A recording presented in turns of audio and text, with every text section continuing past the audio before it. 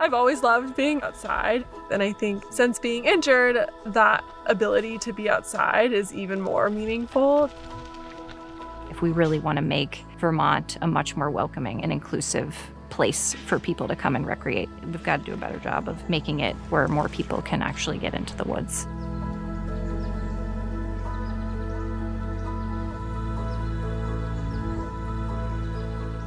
Having one organization and one hub where folks can go to for information and connection is really important. The Trail Accessibility Hub is really, I feel like, a one-stop shop for kind of all users. For us, a Trails Committee, we have great contractors who can go there to learn about the assessments that have been done and how to build trails, and then end users for people who know how to find the trails and get out here. Information is power, and having the Trail Accessibility Hub to have all that information at your fingertips really eases that potential barrier or burden that someone might face when deciding to go into the outdoors and experience nature. The Vermont Land Trust has really taken it as part of our imperative to look at our existing properties and assess using help from the Trail Hub to really look at those properties and say, for existing trails, are there opportunities to upgrade so these trails are more accessible?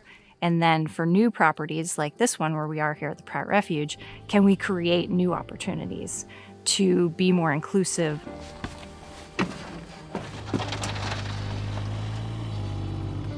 We're looking for a trail network that gets people outside that might not otherwise have that opportunity.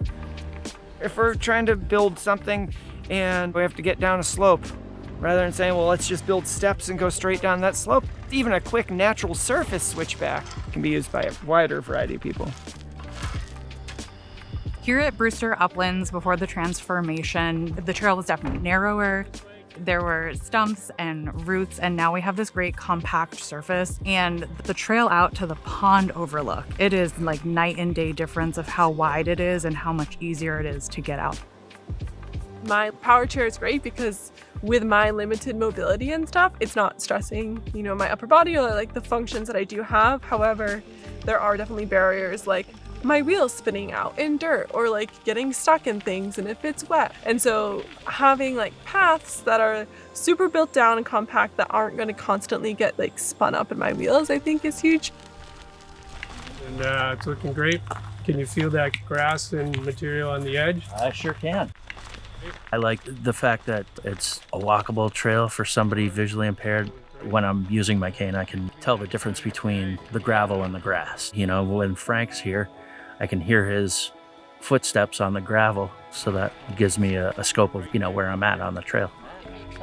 We're just out for a walk together, as any two people would be. To be able to have a trail that's specifically designed for everybody makes it so that then you're getting out where he's able to go at his own pace. And I think that that's really super important.